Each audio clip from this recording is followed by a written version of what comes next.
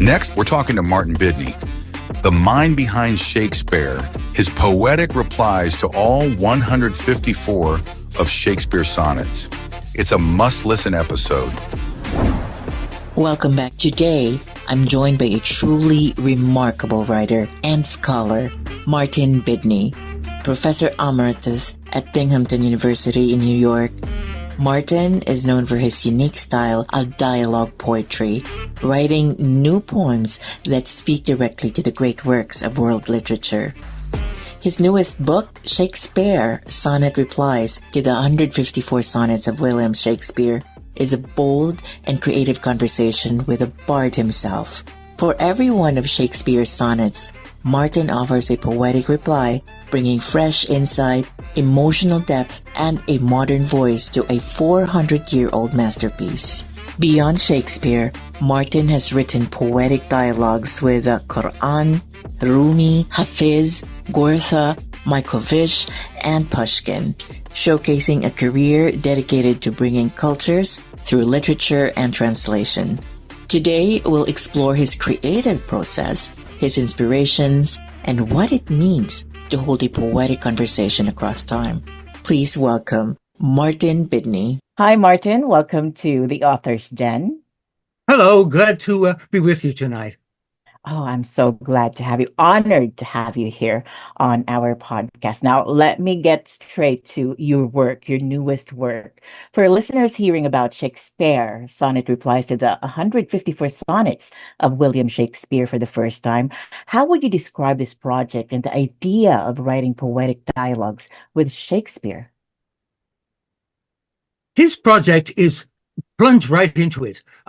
No preludes and no preliminary explanations.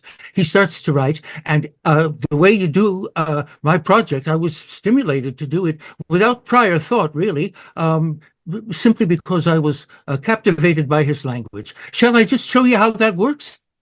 Oh, please do. Please do. Okay, here we go. Let's start with sonnet number 1. That's what everybody starts with. And Right. I would start by especially emphasizing lines 1 and 2 of sonnet number 1, because right at the beginning, Shakespeare, if you want, has a way of revealing what will gain gradually in importance as we go through the series. Please. Sonnet 1. From fairest creatures we desire increase, that thereby beauty's rose might never die. Beauty's rose is a description of his boyfriend, as will immediately become clear. And that's not a traditional description. It's what you might call a sort of gender-bending characterization, because it defies the stereotypes. His boyfriend is one of the fairest creatures, and more than that, beauty's rose, that is the best embodiment of beauty in plant life. So that's a nice way to start. But as the riper should by time decrease, his tender air might bear his memory. What's even more special about roses is they duplicate themselves, and so that way the beauty will not die out. But thou, contracted to thine own bright eyes, feedst thy light's flame with self-substantial fuel, making a famine where abundance lies, thyself thy foe, to thy sweet self too cruel. Thou that art now the world's fresh ornament, and only herald to the gaudy spring, nobody else is so fit to usher in the colorful flowery spring as the boyfriend here. Only herald to the gaudy spring, within thine own bud buryest thy content, and tender churl makest waste in niggarding, a miserly activity. Pity the world, or else this glutton be, to eat the world's dew by the grave and thee. Have some pity on us and reduplicate yourself. You know why? Because the maxim for a good life is pay it forward. That's isn't that a nice way to start? That's going to be a big theme of Shakespeare throughout. That's in Dialogue 6, right? I'm sorry? That's in Dialogue 6, where Shakespeare urges his beloved to have at least 10 children And your reply then in your book compares this with writing many poems as a form of literary progeny. So how can you, well, if you can share to me, the creativity mirrors the idea of the lineage. Oh, well, I'll do that. I uh, This is Sonnet 6, right? Yes, it is. Paying And paying it I don't forward. have basically the I'm glad you picked Sonnet 6. It's one of the ones I had marked that I would especially love to talk about because it's this is the sixth sonnet in which Shakespeare says the same thing, and he always says it to his boyfriend, and he always tells his boyfriend, "Get busy, meet some girls, have some kids," and by the time he has reached Sonnet 6, he says he's got a number. Have 10 kids. That's what I want from you. Do you want to hear the sonnet, or would you like to go straight to my reply? But go straight to your reply. Oh, okay, that'll save a little time. Reply: 10 children, quite an order. How shall we regard this unrelenting sermon urge? It's not too foreign to the likes of me, who with a singer's lyring drive would merge. I want to copy writers whom I love, and pleased would be their minds to multiply, let in my lines appear the image of the one who shines, abiding in the sky. 10 children, books, when one this meaning picks. That would indeed be fine, or many more, each mirroring in doubled picture mix the one who writes and him that wrote before. Spry scions, imaged multiplicities, abundant sons of wonder, young one sees. Well, I'm suggesting here that although now I'm 82 and a half years old, I don't need to start now with this project of having 10 kids, but I can certainly write 10 more books. That's not a problem. So that's your progeny if you want progeny. Right. So how about dialogue number 9, where it lets you apply a bit of psychological analysis? What deeper need or desire do you think drives Shakespeare's insistence on the boyfriend having children? Oh, all right. Would you like the Shakespeare and then the reply, or what? Yes, both. I'd love to hear both. You are All so right. good at it, a real bard. Thank you. Is it for fear to wet a widow's eye that thou consumest thyself in single life? Ah, if thou issueless, without progeny, shalt hap to die, the world will wail thee like a makeless wife. Means matchless, that is deprived. Okay. The world will be thy widow, and still weep that thou no form of thee hast left behind, when every private widow well may keep by children's eyes her husband's shape in mind. Look what an unthrift squanderer in the world doth spend, shifts but his place, for still the world enjoys it. But beauty's waste hath in the world an end, and kept unused, the user so destroys it. No love toward others in that bosom sits, that on himself such murderous shame commits. Murder? He accuses a boyfriend of committing murder for not having any of those proposed 10 kids. That's a remarkable charge. You know what it stimulated me to do in my reply is to do a little psychoanalysis. Yes. Offense against the world, a sin may be, the progeny concern is quite ancient. How biblical. God intervened, saved Sarah. Later, he did that for Hannah. Barren womb, be full. There's a lot in the Bible of worry about not having kids. The ancient Israelites were a beleaguered and meager population, and they wanted to grow in numbers. But why direct the agitated ire, anger, wrath, against one victim out of all the rest? In other words, why do you focus on this poor boyfriend of yours, of all people? Perhaps an anguished, banked up passion fire is bright for one the writer loved the best. Mere singleness a crime? I can't grasp why, unless the love of woman would allow the poet's comrade to identify with him more fully than he can right now. Reflected in the graceful lady's eyes, the lover loves, the friend identifies. So he imagines that he is his boyfriend having all these 10 affairs with, I don't know if it's 10 times, let's hope it isn't all 10 times with the same woman. She's going to be pretty worn out, you know. But he's thinking about it, and every time he imagines it happening, he sees himself reflected in the girl's eyes because he loves the boyfriend so much. They might as well be considered the same person.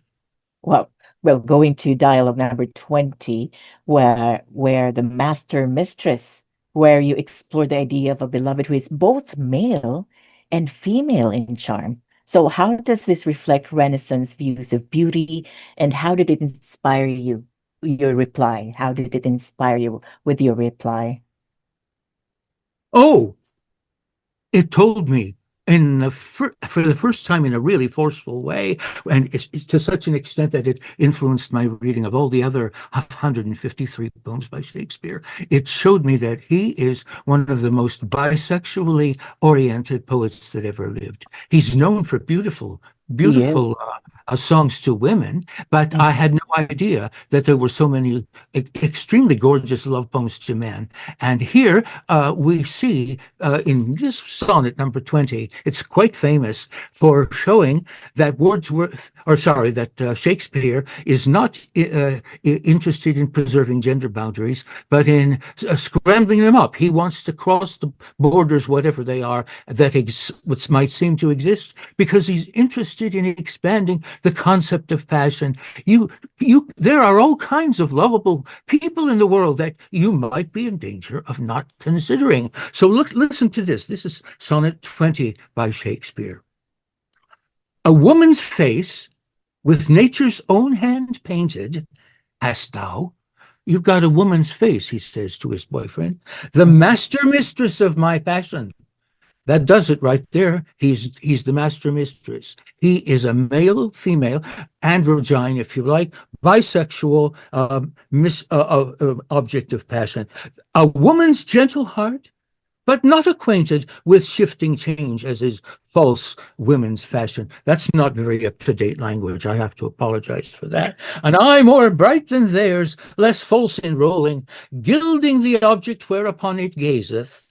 A man in hue, all hues in his controlling, which steals men's eyes and women's souls amazeth. Shakespeare is delighted. The Shakespeare character is delighted to imagine that his boyfriend appeals to men and women alike wherever he goes. Mm-hmm. And for a woman this is the amazing part, for a woman wert thou first created. Till nature, as she wrought thee, she was trying to make a woman, fell a doting. Mm-hmm. Doting for what is that, dementia, or just a normal forgetfulness that afflicts people who are getting older? What is it? Anyway, you pick your meaning. She fell a doting. Nature wanted to make a woman and was trying hard and succeeding well, and then something happened. And by addition, me of thee defeated, by adding one thing to my purpose, nothing. She added an extra organ, and it happened to be the male organ. And how do I know that? I just read the next line. But since she pricked thee out for women's pleasure, mine be thy love, and thy love's use their treasure. I'm happy to have you in love with all the women in town, providing I get my share of the action as well. Right. Interesting. Very interesting. But how about dialogue 80? Well, male love triangle and ocean metaphor, where this introduces another love triangle between three men. So how does Shakespeare use ocean imagery to soften or process emotional stress? And how did you respond poetically to that? Oh, well, you're skipping way ahead, aren't you? You're at Sonnet 80 already. Let me make a little background point too, so that we can fill in a little. All right. Okay. Here's the backstory. That's why. Yeah, here's the backstory. All right. Shakespeare, or the Shakespeare narrative figure here, nags his boyfriend to have kids for 39 sonnets. Sonnet is a 14-line poem. They're never long, but he doesn't think that 1 or 2 or 11 or 27 is enough. It has to be 39, and it isn't till poem number 40 that a woman enters the stage. And guess what? The Shakespeare character falls for her immediately, and he is rather dismayed to learn almost as suddenly and immediately that the boyfriend has known this woman well already and has been romancing her for some time already.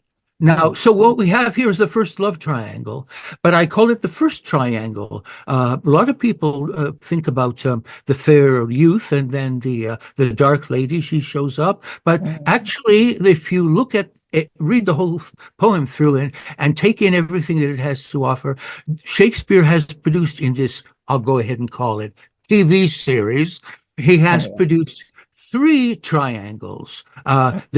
The first one is, of course, 2 men and a woman. The second one will also be 2 men who are in rivalry over a woman. And by the time we get to Sonnet 80, we're ready for a triangle composed of nothing but men. And the way that works is you've got 2 poets. They both admire the same man, and they're both trying to write the best possible poetry about him because they have that ulterior motive that they want to be his lover. So that stimulates them to or Shakespeare to consider the possibility of unpleasantness in rivalry, as well as the joy of his most recent love. And here we go. Shall we have the Shakespeare? Please, please.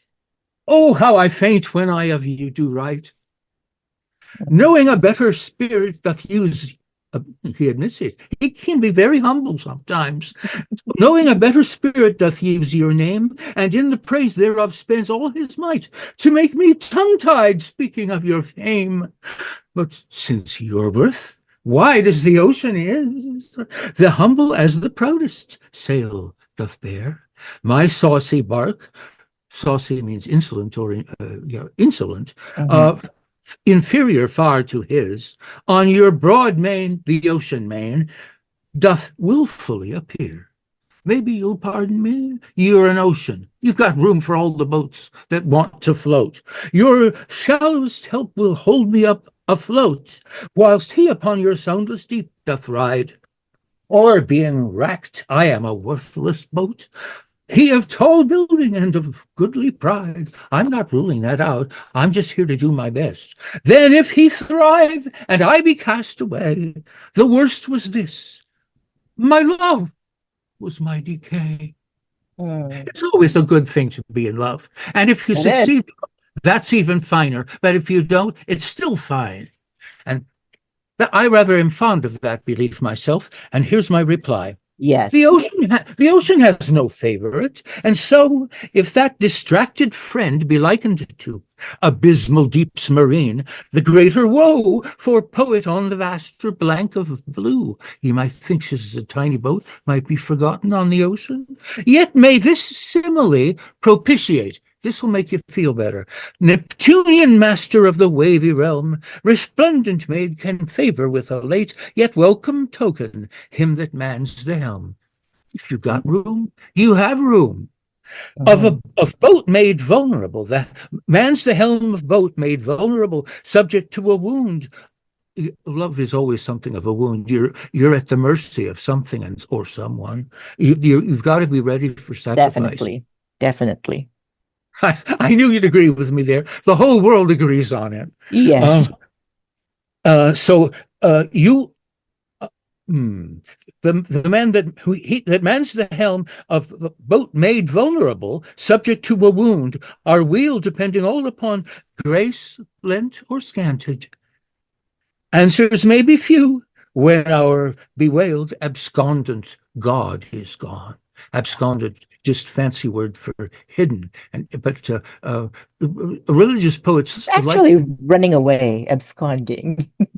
Yes, exactly. Yes, it is more literally running away. And it may seem like a very unfortunate running away if you're the one who is run away from. Hope unrequited heart barely can abide. Lone yearning sigh, the turning of the tide. Oh, you are so good. Um, Let me jump in to Dialogue 136. Will, Schopenhauer, and Cosmic Desire, where he wanted to be called Will. So, how does this name connect to Schopenhauer's idea of cosmic will, and why did you see Shakespeare as a cosmic passion figure? Oh, that's fine. What sonnet is that? 136. Well, oh, you're nearly toward. Oh, yes, that's one of the most fun pieces in the book. He tells us, and he wants all the readers to know and say forever that his name is Will. And Yes. that's what made one critic that I read say this is definitely the closest you will come to the real personal Shakespeare. He insists that you remember that his name is Will, and of course you Will. can make all kinds of jokes on that. And in my reply, I can read the reply. Shall we Please. have to have time? Yes, please. Let these two wills be one, and he be Will. Then will he always have his will, you see? Hmm. United, namely, they might coo and build. You know what it is to build? Well, that's when birds clack their beaks together. Yes, It's a kind of kissing. I saw it for the first time this summer, you right on did. French outside my window. Oh, lucky you. Yeah, I was lucky, first time in my life. For Bill is will, and willing also she, for thought and rhyme and homonym agree, in wanton ways that William's mind may thrill, and rivalries that riled him recently, with euphony, that means beautiful sounds, bemusedly can still. So wiser wit will sly suspicion kill. Let Mhm. guile and guilt and crafty planning be, by imbibition, drinking, from a lethe rill, the spring of forgetfulness, of magic language, William wizardry, undone, a lulling, pacifying pill, can with an awesome calmness grant goodwill. That is really great. Now, that is beautiful. And all those dialogues are great. I want to read all of them. But for now, I want to talk about you on being a dialogic poet. You call yourself a dialogic poet. And what does that mean? And why does responding through poetry feel more natural to you than writing essays or criticism? Actually, I was led into it by an accident. I was asked Oh, if by my German teacher if I would translate the song cycle by Germany's best and most famous poet Goethe, which is called West East Divan or West East Collection. So I agreed to translate it. It's quite a big book, about 240 poems, and I wasn't too far into it when suddenly I felt that the air was getting harder to breathe in my room. There wasn't enough room for me to breathe because mhm. Goethe was taking up all the air. So I decided I would write a reply to him every time I thought of it. And then it occurred to me, let's have a whole divan, or that's Persian for collection or anthology. We think of a divan as a sofa, but they thought of it as a collection of people on a sofa. Okay, so I translate everything from faithful rhymes and rhythm, just the way Goethe did, as faithful as I am to Shakespeare or Shakespeare. I did that, but in the Shakespeare method I applied much earlier on to Goethe by writing answers to everything he wrote. I wrote replies, and I got really carried away. I was so excited by what seemed to me a rather new idea. And frankly, I don't know of any other poet in the world who does this, though perhaps I say it that shouldn't. Anyway, I couldn't always stop with one reply. Sometimes I wrote two. And why not three and four, or five or six? I don't know if I wrote seven or eight. But sometimes I did that. There are definitely more poems in the book by me than there were by Goethe. And I must say, my German teacher had to put in some long thought before she wrote me a reply, because, Goethe is almost a god in Germany. He wrote Faust, one of the world's greatest, and he's their answer to Shakespeare, although I have to say he loved Shakespeare. He wrote an essay called Shakespeare and No End to It. Oh, he did. Yeah. Shakespeare und kein Ende. Mm. So that's how I got started. impatience with being a translator. I wanted to be a partner, and now I do it over and over again. I'm always seeking out new partners. And in languages that I can't read, I seek out for my partner some poet who's also a perfect scholar, a scholar who's a perfect poet and has made some beautiful Persian poem or Indian poem or Arabian poem into German, and then I translate it from the German. I'm done with my problems. My most recent book that's coming out soon, has a translation from an ancient Roman poet, Ovid. But my Latin isn't really quite up to Ovid, so I looked for a genius artist who had done it into some language that I read, and I do read Russian, and so the poet Afanasy Fiat has done the whole Sorrows, written by Ovid after Augustus Caesar exiled him to Moldavia or Romania, and exiled him from his entire Roman culture and society, of which he, I would say, had been poet number one until then. Oh, let's make me think you're a polyglot bard. With What? so many polyglot bard, like so many languages. Yeah, that's right. Oh, well, all I've really needed to learn well, and I have gone to the countries where these languages are spoken and spoken them with the people, are Russian, French, and German. But I won't say that I saved myself a whole lot of work, because those languages are very unlike each other, and each one was a major project. But that I like. I love learning languages. And you know what it does for a poet? It hugely expands the field. It does. I can't translate anything from Sanskrit, but I did because Sanskrit? Yeah, I did.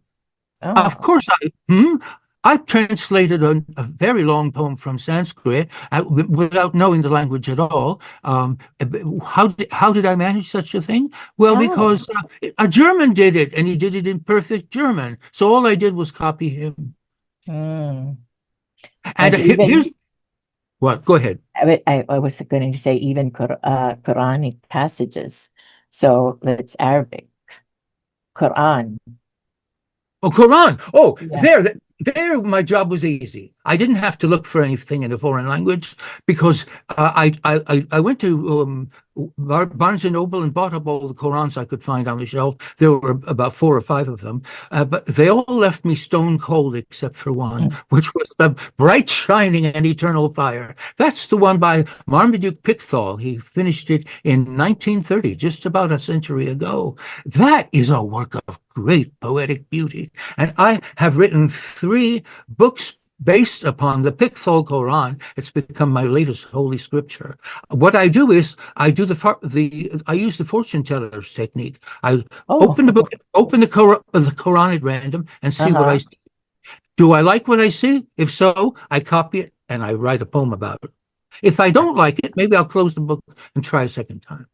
Try again. So among your many works, which do you feel is the closest sibling to Shakespeare, and why? Oh, closest to Shakespeare. Oh, well, I'm not very good at choosing. The one I'm in love with is the one I happen to be working on. That's the way it works. I wish I had a witty answer for that, because I am asked that kind of question quite often. But I can't tell. You can't choose. That's it. I can't choose. You mentioned a two-word answer. All right. What is it? Can't choose. Can't choose. You mentioned that entering Shakespeare's sonnets made a stranger self of you, that it changed you. So how did this project reshape you as a writer or as a person? Oh my, the most immediate effect that it had is I realized this is a hidden masterpiece of LGBTQ literature.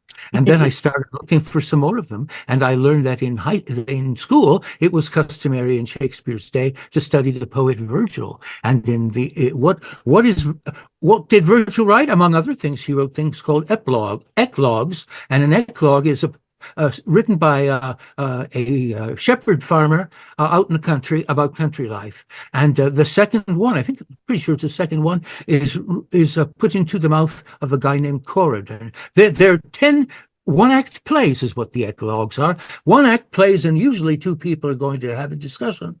But in this one, only the rejected homosexual poet has the the opportunity not only to be included, but to write what may be one of the most effective homoerotic poems ever to have been written in literary history. So I immediately translated all the eclogues. You can see how my experience with this distinctive nature of the all-inclusive Shakespearean view of love immediately transferred to Virgil.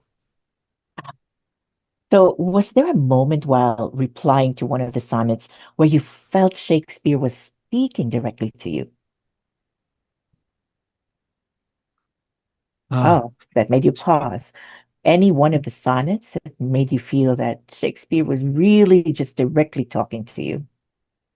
Well, no, not really, because I felt he has 1,000 styles, and he was marvelously bipolar. It's a roller coaster, every possible kind of mood. Once again, I can't choose it. I'm not good at making such choices. But certainly the one that you picked, the sonnet 20, where he calls his boyfriend master mistress, and says Yeah, that nature tried to make a woman of it, but got sleepy and introduced an extra something that he's just as happy to have, because now his boyfriend will appeal to the whole human race, male and female. true. So this is really, really enriching. But before we move on, I have to ask, would you honor us by reading one of your newest work? There's no better way to end this conversation than to hear your poetry come alive. The piece that is called Enjoy October Glory, if you would Oh, do well, that for me. it's downstairs. I'll have to get it. Okay. Oh, That'll use up time. My regular computer that I write on doesn't have audio, so I'm upstairs using the computer that I never wrote poetry on, and my regular one is downstairs. So I don't have my so it's all right. It's all right then. But just tell me a little bit about it. about October Glory. Oh, October Glory. Oh, yes. Well, I'm very fond of writing sonnets about seasons. But I also believe that you should really react to the seasons and not to cliches about them. I have invented the phrase weather retort. Mm. That's not a weather report, it's a weather retort. You may not like the weather. You may find it a little bit too dull, in which case, conjure up a fire. You're the one who's in charge of what you're writing. But I do love the seasons. And I would say that my favorite season, from one point of view, is autumn, because although some people would regard it as a lot of trees dying, what they do not do, these trees, is follow the maxim, age gracefully. They age flamboyantly. That Mhm. means like a torch. A flamboy in French is a torch, and the glow. I have lived in places that just have the top of the world quality of colored leaves. Bloomington, Indiana, where I grew up, and Binghamton, New York, where I now am rewired. I don't say retired. That's a good word. Okay, let me go back to this. You've said Shakespeare's sonnets contain two big surprises, one having to do with plot and the other with the poet's passionate emotional range. Can you explain what these surprises are and how they shaped your replies on Shakespeare? Please repeat. I'm hard of hearing. Sorry. You've said Shakespeare's sonnets contain two big surprises, one having to do with plot and the other with the poet's passionate emotional range. So, can you explain what these surprises are and how they shaped your replies on Shakespeare? What was the adjective for crisis? Nisum. Adjective for crisis? Yeah. Did you have one? No, I don't have it with me. No, I don't quite understand what the question is. Shakespeare. No, my question was, you said that there are big surprises in Yeah. Shakespeare's sonnets. All Yes. right. So, what are The the inclusive two? range of the love, passion. That's the first. All right. Display. Yes. All And the right. second? What is the second? Oh, I offered to show you a second, and then I didn't do it. Well, I think it's the fact that he's so direct and personal. And he gives everything away. He wants you to, he himself wants to enjoy everything that life has to offer in the way of passion and love, and he proposes to discuss it. I liked his freedom. His freedom, some people may take exception to it. If you look very closely at it, people wonder why he left his wife in his will. You know that we have Shakespeare's will and testament, and he leaves his wife, quote, the second best bed. The second best? Who gets the first? That's Who really gets the first? huh? Who gets the first then? If it's the second Yeah, best? I'd like to know. Shakespeare, we don't have Shakespeare around to answer that one, and he might have to think a bit about it before he did. So that's yes.